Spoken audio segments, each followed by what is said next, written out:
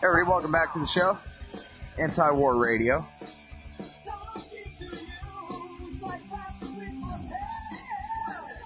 All right, y'all. So, our next guest on the show today is the great Tom Engelhardt, a.k.a. Tom Dispatch. Find his website at tomdispatch.com. Of course, we feature almost everything he writes at original.antiwar.com/Engelhardt. And what he often does is, I'm sure many of you are aware, he'll write a great little introduction to another article that one of his regular writers has come up with that, you know, makes a great introduction, sort of a two-part thing. And then so we keep all different article archives under his name there at original.antiwar.com/Engelhardt. And now he's got a new book, and I think it's hitting the shelves this week. It's called The American Way of War, How Bush's Wars Became Obama's. And it's a hell of a triumph here. Great work, Tom, and welcome back to the show. Thanks so much, Scott. I'm really happy to have you on here. And, geez, there's so much in this book to go over. I'm not even quite sure where to begin, but I guess, well, I want to start with something, and pardon me, audience members, for being a little bit redundant here, but this is something that you really touch on in the book a lot, and it's something I was just complaining about in the last segment there, is that America has really kind of grown into this character of world's policeman. That's our legacy to the world right now, is armed SWAT, you know, ATF agent or something, rather than the Statue of Liberty and the light and the shining city on the hill and all those things that supposedly was our legacy. You know, this is completely true, and true as well is the fact that, you know, most Americans really don't know it.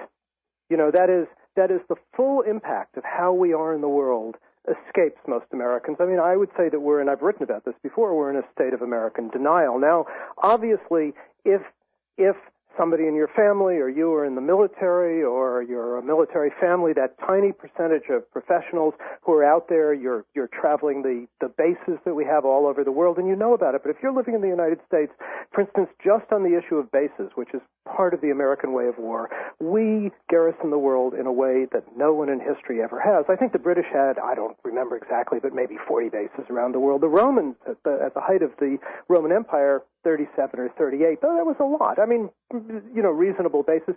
We have hundreds of bases all over the world. Historically, there's never been anything like it. And yet, it hardly makes news in the United States. So bases make news if your local base, if the Pentagon threatens to close down your local base. Then people go crazy.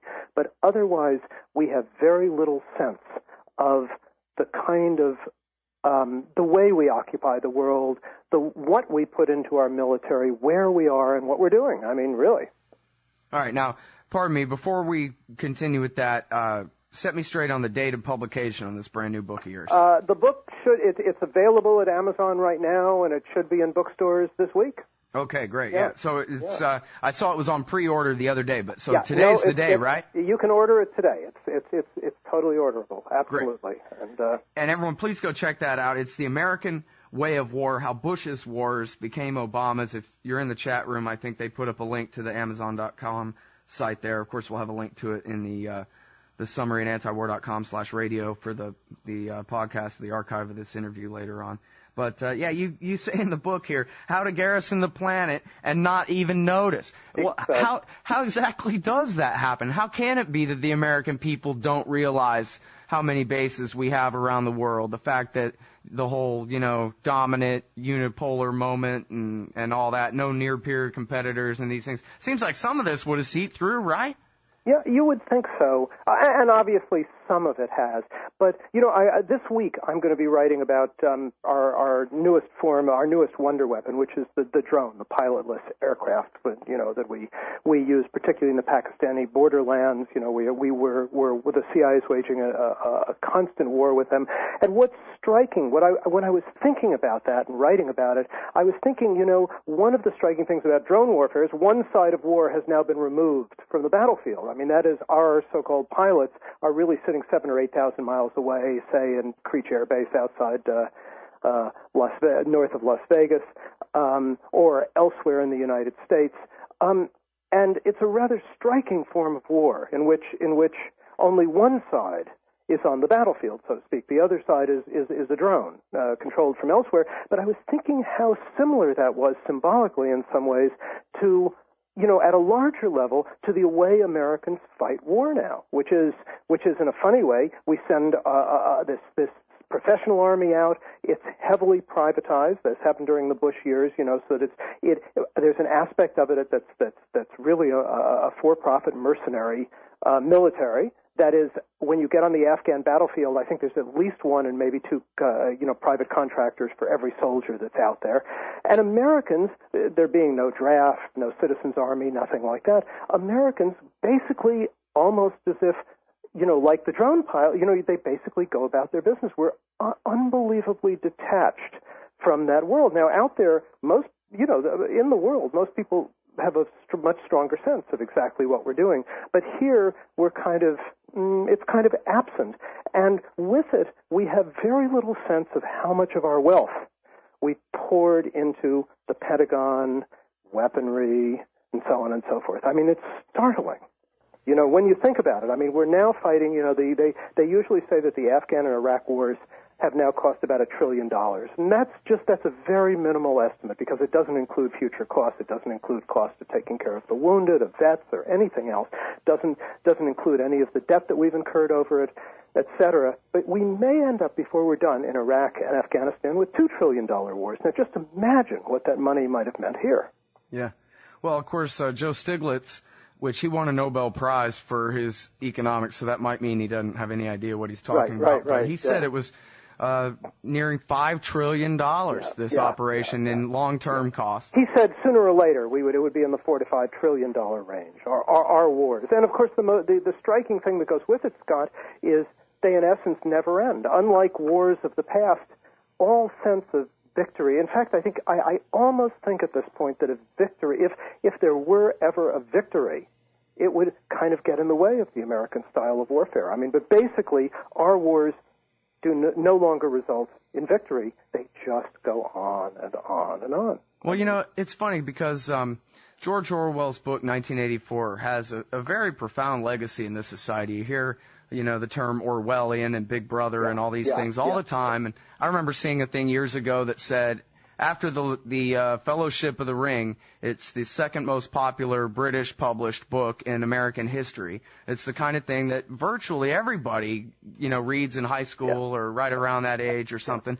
And yet it seems like everybody forgets that the whole scam in 1984 is that the world is divided in three and it's constantly at war. And there's the scene when O'Brien, the torturer, is letting Winston Smith in on the scam and gives him the book of Goldstein's book about how it really works before he tortures him. Right. And in there he says, well, see, the whole purpose of the war is to take all the excess wealth of the people and either make a floating fortress out of it, that is, sink it into the sea, or make rockets out of it, that is, blast their excess wealth off into space to keep them from having the ability to better themselves and ever challenge the authority of the party. That was the name of the whole game in that book, Tom. And here we are, we're just living it out like it's our game plan instead of what to never let happen. What makes it even more interesting is there aren't even the three giant states.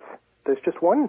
Versus everyone else. I was just thinking about this because one of the strange things of the post-Cold War era is for more than 100 years before then, there was an ongoing arms race which kind of drove war development. I mean, it started with the dreadnoughts. And the weird thing is, after the Cold War, there weren't two powers or three powers in an arms race anymore. There was just us. But the arms race didn't end. Yeah, well, Goldstein certainly lives on, only now he's a Muslim. All right, everybody, hang tight. We're talking with Tom Engelhardt from TomDispatch.com on Antiwar Radio. The book is called The American Way of War. Go to Amazon.com today. Right now it's available. You can interact with other LRN listeners on our message board at forum.lrn.fm. That's forum.lrn.fm. I'm about to have a nervous breakdown. My head really hurts. If I don't find a way out of here, I'm gonna go berserk. I'm crazy and I'm hurt. All right, y'all, welcome back to the show. It's Antiwar Radio on the Liberty Radio Network, LRN.FM, and we're talking with Tom Engelhardt from TomDispatch.com and original.antiwar.com/Engelhardt. His brand new book is called The American Way of War, How Bush's Wars Became Obama's, and a major piece of this book is about garrisoning the planet and America's empire of bases, somewhere around 1,000 bases. I guess it depends on how you count them, all over the planet Earth. As we were just discussing, there is no Eurasia and East Asia major powers to compete with. It's just us versus Goldstein, and we got the run of the whole rest of the planet, I guess, Tom. But now I want to ask you this. In David Vine's book, Island of Shame, about Diego Garcia, he has a great section about American empire in there. It's just, should be at the second to the top of everybody's list here. But one of the things he talks about in there is how the Pentagon sort of realizes that the cost of occupying everybody's local county is, can be catastrophic for the American people. And so what they would rather do, or at least they're looking to a future when they might close down all the lily pad bases all throughout the Caspian region and Africa and Eurasia, and just stick to threatening the whole world from Guam and Diego Garcia. We can run the world from Guam and Diego Garcia by 2015, they say. I don't see that happening by 2015, actually, particularly since,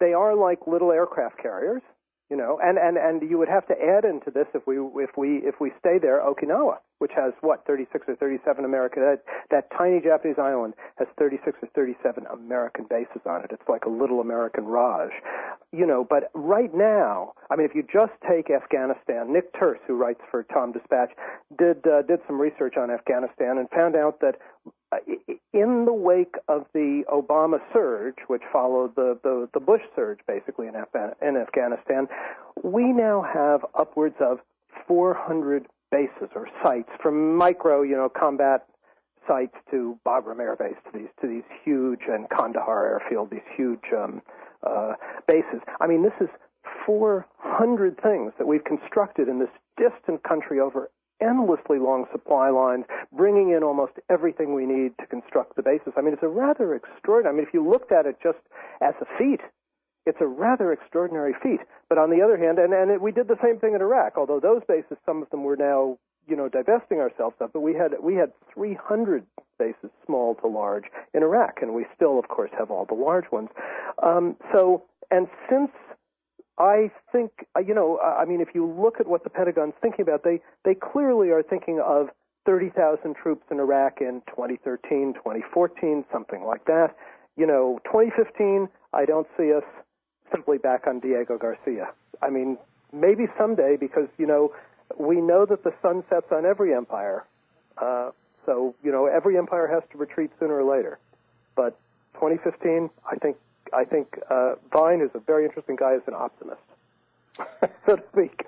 Well, it's funny, you talk about in the book, and this is the kind of thing, I'm a libertarian. I'm kind of a Ron Paulian on economics and all that, and I think his view is that this empire's end that you're talking about, perhaps a lot like the end of the Soviet Union, is coming sooner rather than later. But it reminds me of the part in your book where you talk about the American embassy in the Green Zone in Baghdad, and you reprint the poem of Ozymandias, ruler of all that I survey, and all that. Tell them that story, Tom. I love it.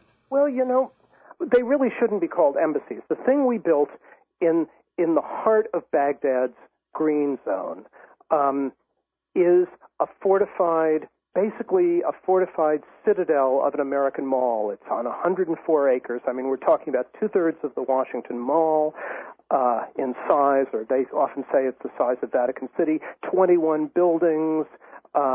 It now has a staff and guard. It has 1,800 private guards at this point. It has a staff of 1,000 plus. This is not by any. It's the largest embassy in the world, and it shouldn't be called an embassy. Jonathan Friedland, a British writer, called it a base. I call it the mothership that's just landed in the region. It's kind of a vast regional command post for one part of the oil heartlands of the planet. And the interesting thing is this was done by the Bush people. I mean, they built it, and I must admit at the time when I saw it going up, I thought it was a particular sign of, you know, a certain kind of madness of the Bush administration. And by the way, everybody, it was Tom that broke the story and went and found the pictures of the proposals from the contractors for the place with all its swimming pools and electric fences and everything else. And we published at antiwar.com. I was actually cleaning up my files, my home computer last night, and found your folder of embassy photos. That was you, Tom. It was actually drawings by the architect, the Kansas City architect of this thing, and it was declared by the State Department a security breach. When I mean, they had them on their website, so I just sent people to the website to take a look. It was declared a security breach. They had to pull them down. I mean, it was kind of a funny little thing. This was years ago. Did I say they were on my home computer? I meant they're on antiwar.com servers protected by lawyers. Thank God antiwar.com still has them. I know. But the interesting thing is in the Obama period, the Obama administration has decided to build the equivalent of the Baghdad embassy in Islamabad, Pakistan. Right. Another close to $1 billion structure, you know, $750 million structure, another vast command post at the other side of those oil lands, and you know, I think these are strikingly gargantuan things. What are they embassies to? I mean, obviously they're not. They're spy and military bases, basically. Hey, Tom, what do you think is the current influence of Bill Kristol and the neoconservative crew? I'm not sure if you saw this one in the Weekly Standard the other day that said, we got to bomb Iran right now, but don't worry, they wouldn't dare fight back. But if we don't bomb them, they'll fight us. But if we do bomb them, they won't. And, actually, I you know, on the bombing of Iran, I tend to think, you know, this is a bugbear of both the left and the right. And I mean, you get these constant alarms about it. I personally don't think it's going to happen. I mean, when Secretary of Defense Robert Gates came into office, in his confirmation hearings, he laid out a nightmare scenario. It wouldn't maybe be the scenario we'd lay out, but it was a nightmare scenario of what it would mean to attack Iran. I think, in fact, that given with two wars going on, they are so overstretched, I think there's no possibility, personally, that the United States is going to actually attack Iran, despite the fact that we edge up to it and threaten this constantly. Now, the Israelis are another story, and that's a complicated story in itself, but I don't expect that, and I actually don't think that, you know, they're a factor in Washington, and I think the Obama administration thinks about pressure from various places, but I don't think they actually are a major factor in the Obama administration, and I don't think we're going to take Iran. No, not even by air, nuclear. Well, I sure hope that's right. I remember Zbigniew Brzezinski telling the Senate that, look, if you do this, you'll be occupying all the land between Israel and India here at some point. I mean, this is too much. And really, I guess the arc of crisis is supposed to kind of arc. That's why it's an arc, right? It goes, all the land we're supposed to occupy is that Caspian Basin region and over into Afghanistan, north of Iran. We're just supposed to have a puppet Shah there, not a war there. It would. I actually think that the Obama administration is in a state of disarray in its wars, and particularly in Afghanistan. I think they have more than they can deal with. And unlike the Bush people, I think that they don't have a strong sense of what they're doing. I mean, the Bush people they were visionaries in a sense. They were mad visionaries in the sense that they were really wrong, but they had a geostrategic vision of the world, how energy flowed, et cetera, et cetera. They had a deep belief in what the U.S. military could do above all else. They were military fundamentalists in that way. And I mean, they were wrong, but this is the way they looked at the world. This administration, I don't think, has a vision like this. I think they're managers of a set of wars and military developments that have a kind of momentum of their own. And I think if anything, they are in a state of strategic confusion, particularly in the area around Afghanistan. I mean, counterinsurgency is a tactic; it's not a strategy. And strategically, I think they're a mess. I think one of their problems with Iran is that they don't actually have that cudgel, and the Iranians know it. Now, when the empire does fall apart, and which will be the result really of the failure of the currency, probably. When that does happen, how likely do you think it's going to be that Americans are going to blame the failure on that stab in the back? Ah, geez, now we gotta go. We got to go. I think it's really a possibility. It certainly worries me, and it's been great being here, Scott. Thank you. All right, we'll do it again soon. Any old time. Sorry, I'm terrible about these views, y'all. I'm trying. Anti-War Radio, we'll be back. Tom Engelhardt, TomDispatch.com. The American Way of War.